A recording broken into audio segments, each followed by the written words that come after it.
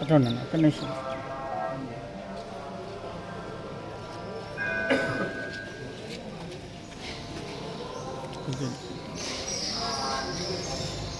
కొత్తగా కొలువు తీరినటువంటి ప్రభుత్వం చంద్రబాబు నాయుడు గారి నాయకత్వంలో గౌరవ ముఖ్యమంత్రి గారి ఎన్నికల ప్రచారంలో ఇచ్చినటువంటి హామీ మేరకు సూపర్ 6 పథకాలు ఏవైతే ఉన్నాయో వాటిని అమలు చేయలేరని ప్రచారం కల్పించినటువంటి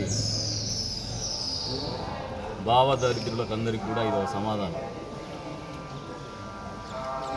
అసలు ఈ సంక్షేమం ఆద్యుడు ఎవరంటే స్వర్గీయ నందమూరి తారక రామారావు గారు, తెలుగుదేశం పార్టీ. 35 రూపాయలతో మొదలుపెట్టినటువంటి ఈ పెన్షన్ కార్యక్రమం మళ్ళీ 70 రూపాయలకు పెంచిన తర్వాత వైఎస్ రాజశేఖర రెడ్డి గారు మేము 200 చేస్తామని చెప్పేసి మాట్లాడి 25 రూపాయలు పెంచుకుంటూ 100 రూపాయలు తీసుకొచ్చారు, కానీ 200 రూపాయలు కూడా చేయాలి. తండ్రి ఎట్లో కొడుకు అంతే.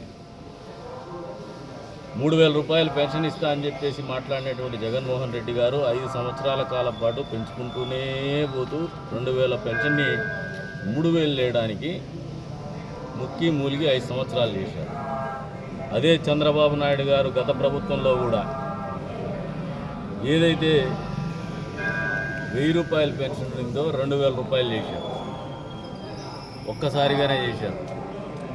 2000 రూపాయల పెన్షన్ని 3000 రూపాయలు చేస్తామన్నటువంటి జగన్మోహన్ రెడ్డి గారి ఆలోచనని ఒక్కసారి ప్రజలందరూ అర్థం చేసుకున్న తర్వాత ఈరోజు మళ్ళీ చంద్రబాబు నాయుడు గారి ప్రభుత్వం, చంద్రబాబు నాయుడు గారు ముఖ్యమంత్రి హోదాలో ఇచ్చినటువంటి హామీ మేరకు అమలు చేస్తున్నటువంటి కార్యక్రమం సంక్షేమం.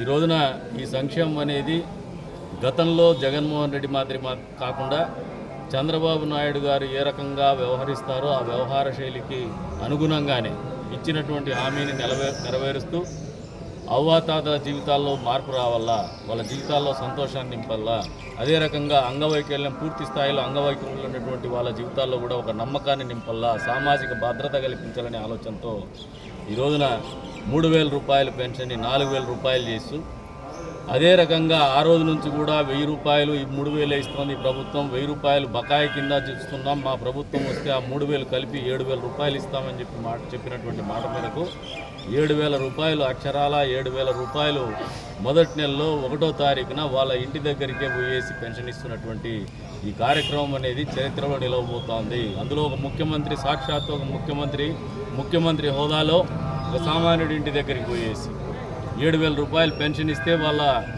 ఆత్మస్థైర్యము, వాళ్ళకు సామాజికంగా వాళ్ళ భద్రత గురించి ఈ ప్రభుత్వానికి ఎంత ఆలోచన ఉందో చెప్పగానే చెప్పేటువంటి కార్యక్రమం అని చెప్పేసి కూడా ఈ సందర్భంగా తెలియజేస్తాను. ఇక్కడి నుంచి మొదలు పెడితే వచ్చే రోజుల్లో ఏదైతే సూపర్ 6లో ఉన్నటువంటి పథకాలన్నీ కూడా పూర్తి స్థాయిలో అమలు చేయబోతున్నామని చెప్పేసి కూడా ఘంటాపథంగా చెప్తాను. అంతేకాదు భారతదేశ రాజకీయ చరిత్రలో ఇప్పటి వరకు ఏ ప్రభుత్వం కూడా చేయనటువంటి, ఏ ముఖ్యమంత్రి కూడా చేయనటువంటి కార్యక్రమాన్ని చేస్తున్నటువంటి చంద్రబాబు నాయుడు గారు చరిత్రలో నిలబడిపోయారు. భవిష్యత్తులో కూడా ఆయన ఆదర్శప్రాయుడుగానే నిలవబోతున్నారు. ఏ రకంగా అయితే ఈ రోజున సంక్షేమానికి ఆద్యుడిగా స్వర్గీయ నందమూరి తారక రామారావు గారిని ప్రతి తెలుగువాడు ఆలోచన చేస్తాడో, ఏ ప్రభుత్వాలు కేంద్రంలో కావచ్చు రాష్ట్రంలో కావచ్చు ఏర్పడిన తర్వాత కూడా ఆయన ఆలోచనలకు అనుగుణంగానే సంక్షేమం అమలు చేయాలనే ఆలోచనకి ముందుకు పోతున్నారో, భవిష్యత్తులో సంక్షేమం అమలు చేయాలంటే కూడా చంద్రబాబు నాయుడు గారి ఆలోచన విధానాన్ని, ఆయన అనుసరించేటువంటి పద్ధతులే ఒక ప్రెసిడెన్సీగా ఆదర్శనీయంగా నిలవబోతున్నాయనేది ఖచ్చితంగా వచ్చే రోజుల్లో నిలవబోతోంది. ఈ రాష్ట్రంలో కావచ్చు, ఈ దేశంలో కావచ్చు అని చెప్పేసి కూడా ఈ సందర్భంగా తెలియజేస్తున్నాం.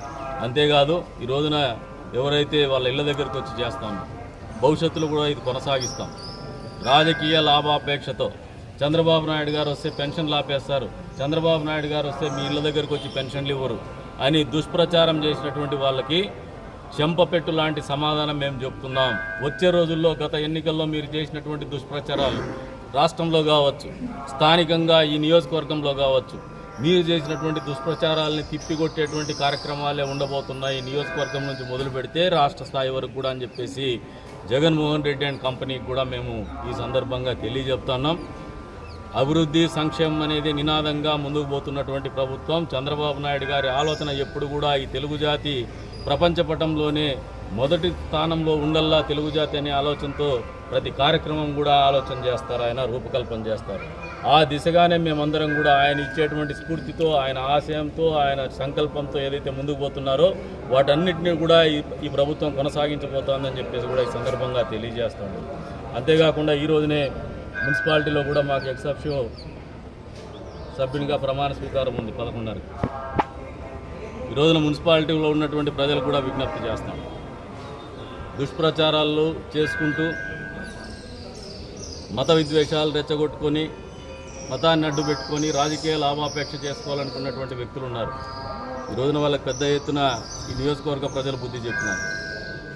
గెలిచిన తర్వాత చెప్తున్నాను, మాకు మనసులో ఎక్కడ కూడా వైషమ్యాలు లేవు.